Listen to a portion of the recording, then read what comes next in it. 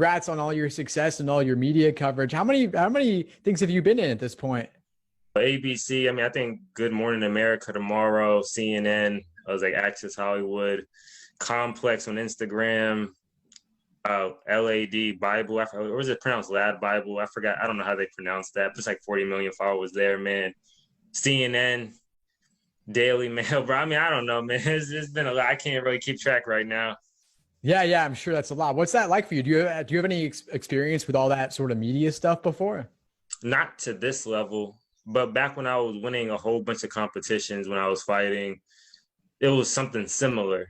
At least as far as people coming in my Instagram DMs, Facebook DMs, things like that. Wow, that's wild, dude. So I'd love to just chat with you a little bit about your experience, your LSAT journey, your law school admissions journey, because it is really inspiring for a lot of folks. So anything you could share about the process that you think would help future pre-law applicants specifically, I think would be really useful. So my LSAT prep was kind of unique. I'll say that. Unique in the sense where the only reason why I even started studying, most people don't know this. I'm going to add this for background because it might apply to whoever is watching. As a matter of fact, I was the first dual commencement speaker in the history of the university. I was the one for the big university in front of those thousands of people and the history department's graduation the next day. So, had a whole bunch of job opportunities, got really sick after graduation though, and lost all my job opportunities. I was pretty much like horribly sick for probably like 7 months. And literally the only reason why I started studying for the LSAT was because my cousin Dominic ended up coming to me and showed me a Steve Harvey video about when he tried to get onto the Apollo. It was like this motivational video, right? So from there, I said, okay, I'm gonna study for this LSAT. And so this is where it begins.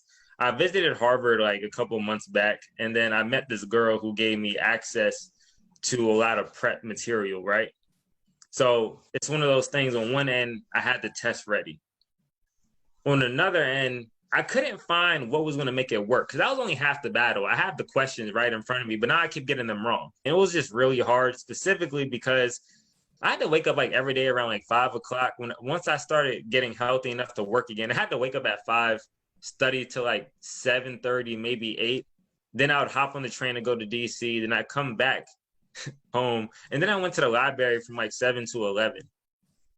And I did that for like a period of like maybe 3 months while feeling nauseated 24 hours a day, which really sucked. So that was pretty much it, man. I mean, literally, it was trial and error. I had to find out what worked. There was so many times people said, this is going to work or that's going to work because it worked for them. Me personally, I just think there's no formulaic way to go about the LSAT. You just have to find what's your fit. Right. So you try out different things. You saw what didn't work. You saw what worked. You experimented. You kept going at it. And you also put in the hours. You also put in the hours at the library day after day after day. How long were you studying for the LSAT overall in terms of a number of months? Overall, I would have to say, let's say 20 months. 20 months. So that's over a year and a half, close a year and a half to 2 years. I started in my junior year of college, but I wasn't intense. It's just kind of, I wanted to familiarize myself with the material. But mind you, from junior year and senior year, I didn't really get any better. My first score was a 139. Wow. Then I got sick, and then I had to like kind of relearn my stamina, and then I was able to break through the 160s. So you started at a 139, then you were at the 150s, then you were at the 160s, and where'd you ultimately end up with your score? Well, for my prep, I started getting consistent 168. So that became my average. I had a couple 170s, but my 168, that was like where I was on test prep. On test day, it was actually 161. I'll never forget that day. I literally forgot to eat breakfast that day. And by section 2, I was done. I wanted to cancel my score.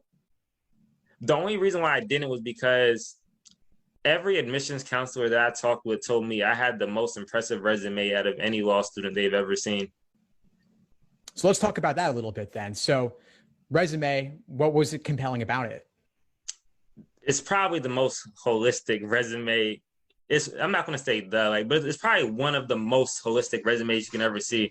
Let's just start with art for a second. I played the piano. Well, that's just one. I mean, I have like some type of, artistic merit in there, right? Two, extracurriculars. I won international and national championships for fighting What kind all of fighting? throughout my life. Martial arts specifically. And then I was trained under an Olympic boxing coach. So that pretty helped. He trained Sugar Ray Leonard and Andrew Maynard, 2 Olympic gold medalists. One went on to become one of the greatest boxers of all time. So that was good for the sports end. For the academic end, starting from college, I mean, I was the president of mentorship organizations. I was the ambassador for Bowie State University in 2015. High GPA. And then it's a lot of the other stuff that I did while at Bowie State. I tutored ex-convicts. I got kids that had less than 2.0. I guided kids on the application process for those who had 2.0s or below, and all of them got into 4-year institutions with scholarship. And literally, I hosted I hosted one of the biggest college expos for Black students, where like thousands of kids get to skip the fees and all of that nature, and then they just go there, they get accepted, denied, waitlisted on the spot. So I was a part of all that at Bowie State, right?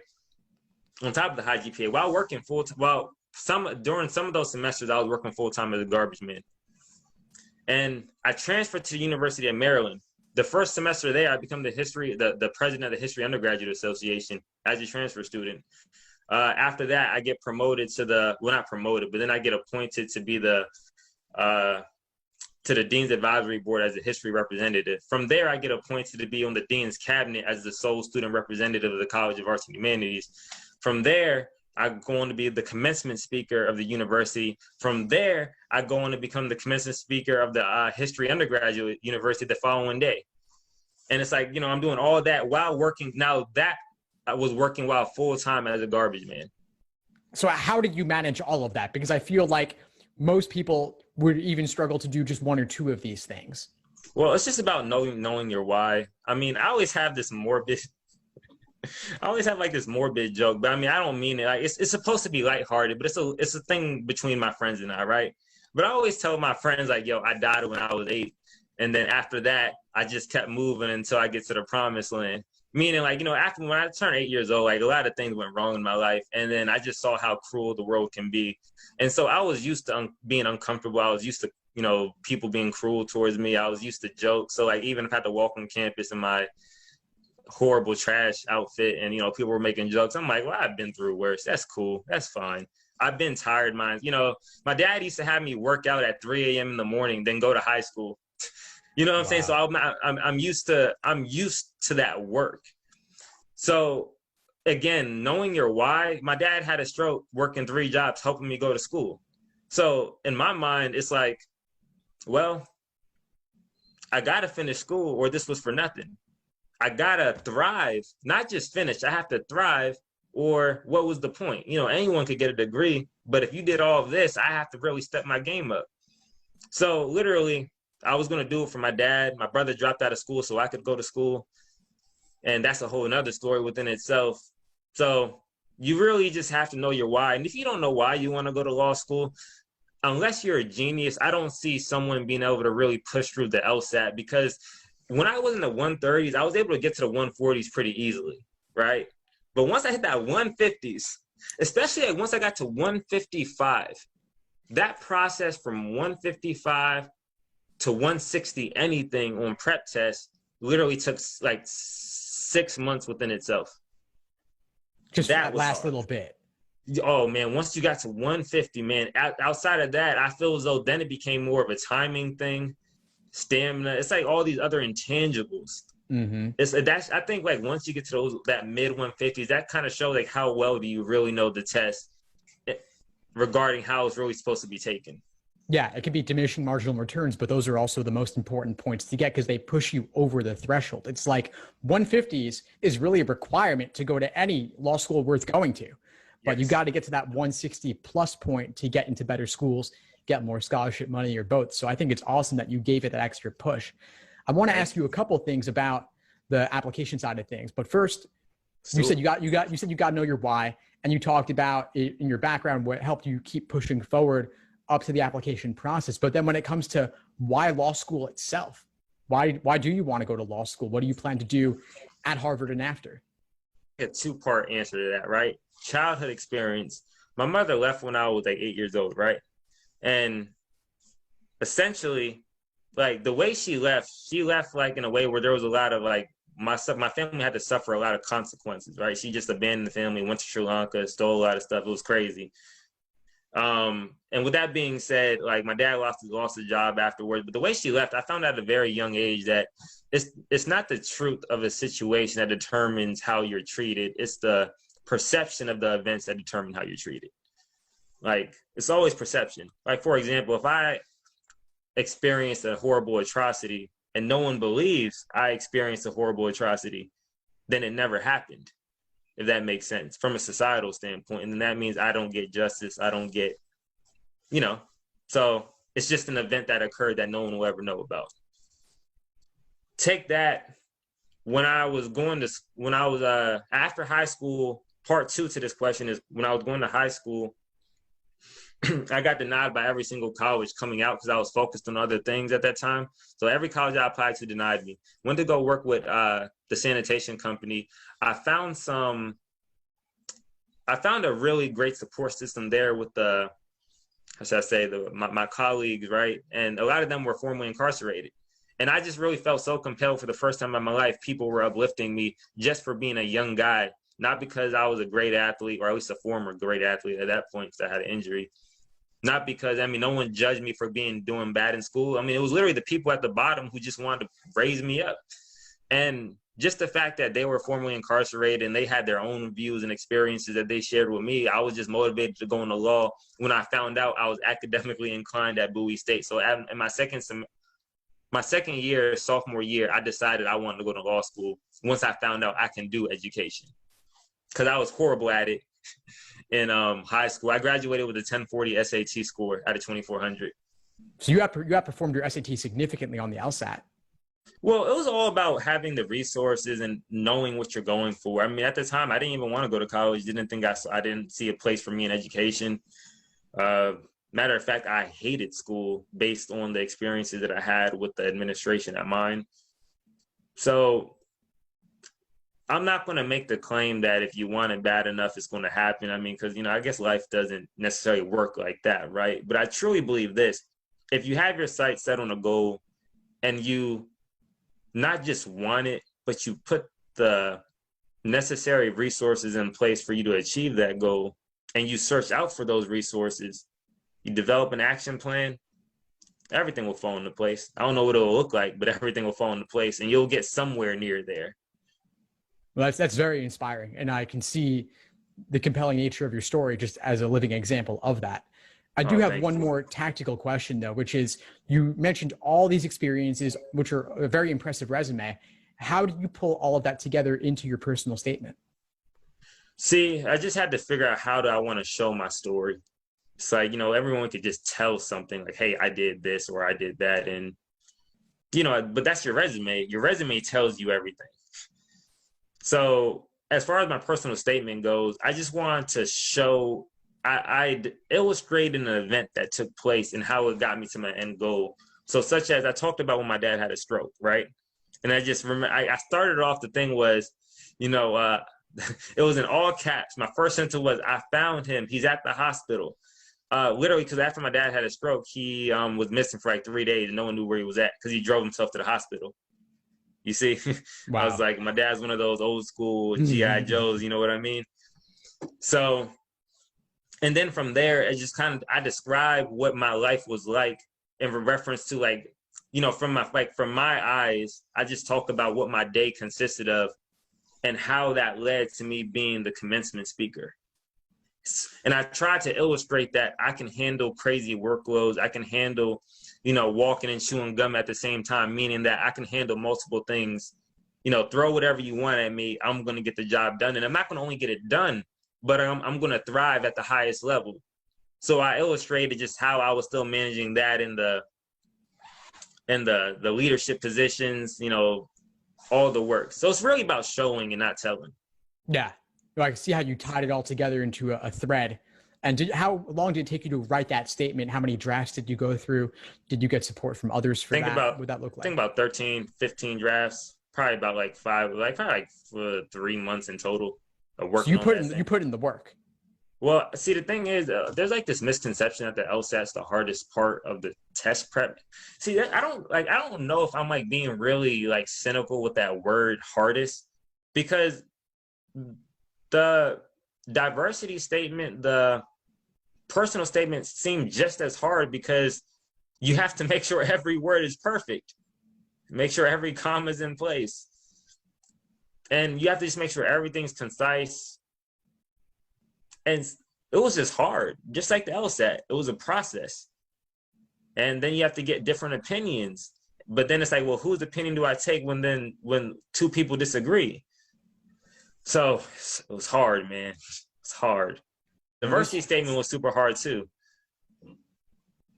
There's no easy answers on writing, especially. It's just, Nope. It's never perfect. It's just good enough at which point you say, I can't really get it any better right now within my time frame. Got to move on. 100%. So you submitted your resume, you did a personal statement, a diversity statement. Were there any other parts of your application that you worked on a lot? Letters of rec. Oh yeah, the letters of recommendation, that was cool. So I always tell people, don't go with the people who you feel are the most prolific in your life. Just go with the people who know you the best, who will write about you as if they loved you. I was fortunate enough to work alongside of my dean for like 2 years, and we knew each other on a very good basis. I performed, I was there, she knew me very well, and she wrote me a great personal statement. I had professors who wrote me great personal statements, and I had to work. And I had at Bates, so by the way, at Bates, I wasn't just a garbage man. Eventually, I ended up becoming the assistant to the CAO of the company. So one more thing about the resume, I'm gonna just backtrack to that real quick. You'll see in everything that I did, like my resume told a story too. At Bowie State, you saw that I grew. In my work life, you saw that I grew. Even after work, even after I got sick, I ended up getting a job as a management consultant. So you see this story where he's a trash man. He's the assistant to the CAO of that same trash company. Then he becomes a management consultant. I'm the president of this. I'm the president of this. I'm on the dean's cabinet here, commencement speaker. Tells a story. Saying all that to say, so I had somebody in my work environment who wasn't the CAO. I had the manager who oversaw me when I was doing the trash work, my dean, and then I had a professor. Nice. So they were direct people who knew you really well, not just the most impressive sounding person like a senator or a judge who might not really know you that well at all. Again, man, I could have had the CAO of the company write me a letter. I could have had the CEO write me a letter, but I chose my manager specifically because he's seen the work. He's seen me balance school and everything. Couldn't direct beat it. Experience. Yeah. Yep. Nice. I love it. So I just want to ask you one or two more questions before we wrap up. I want to be respectful of your time, and I appreciate your sharing your story with everyone. No problem. One question is, so I asked you why law, and you talked a lot about like your deeper motivations, but I'm also curious to know, do you see yourself in a particular career path, a particular practice area of law upon graduating? Like what would you want to be doing 5-10 years from now? So right now I'm going in pretty open-minded. I wanted to do public interest law at first and be the next Brian Stevenson and take that to a whole nother level, right? However, a little sad story is when I got sick, remember, I don't come from a affluent household at all, and I really couldn't afford the healthcare to actually get me better. And a lot of people don't know that part of the story either. So my dad actually had to choose between pushing back the mortgage and buying me food, not pushing back the mortgage and getting me healthcare, just pushing back the mortgage just to buy me food. Wow. And that's a pretty like horrible. When he got sick, I worked as hard as I did so that we could save the house, so it wouldn't go for foreclosure just because he got taken out of commission from a stroke. So literally, when I got sick, it was like everything I did was potentially for nothing. And we might lose this house. We didn't, by the way, but we might lose this house because I got sick. So with that being said, I just told myself I'll always give back to communities. I will always do pro bono work. it just won't be my primary job, in life. Like, I'm not going to go the direct Brian Stevenson's route. So I'm going in with the open mind, and maybe I will go back to the sports world. Maybe, big law. Just gotta find my niche right now. Yeah. Well, it's good to go in open-minded. A lot of things could change over the next few years, but I see that your heart's in the right place. At the same time, just due to the financial situation in this country in particular, there's a lot of things that aren't taken care of, like basic necessities are not guaranteed. And so given what you've been through and given how you've had to struggle and work and for your family too, it makes sense. You got to make sure that everybody's taken care of, especially if a medical thing comes up like happened to you. 100%. And, that stuff happens so spontaneously. You have to be ready for it whenever it pops up. Yeah. And then in this world, even if it doesn't happen to you directly, it could happen to somebody you know. 100%. Yeah. That's very reasonable. Makes sense. Last question I'll say is there anything else that you wanted to share with everyone, pre-law specific, with an eye towards the fact of who our audience is, given that maybe some of the mainstream media outlets aren't covering certain details? I think I literally just covered the details with you in regards to what the media really wasn't covering. What I will say is I do believe that the LSAT is the most important part of the application, objectively speaking, right? I truly believe that, despite me having like a lower LSAT score, right? However, I really do want people to know that there are other parts of the application that really matter, like really, really matter. Like, for example, like a resume. Like, what are you doing with your time? Like, what type of person, because your resume can tell a story. Like, who are you? Like, what do you do? Like, let me see your volunteer work. Let me see how does that translate into the work that you actually do on a professional level? What organizations are you part of? Do you lead those organizations, or are you just a member? Your life experiences, like how well can you actually articulate an experience to make somebody believe, one, you belong in law school, and how you can just handle all of these crazy circumstances that just might occur in life in general on top of law school, right? So saying that to say, I do believe the LSAT's probably objectively the most important part of the application, but that doesn't minimize the other parts of the application as well, if that makes sense.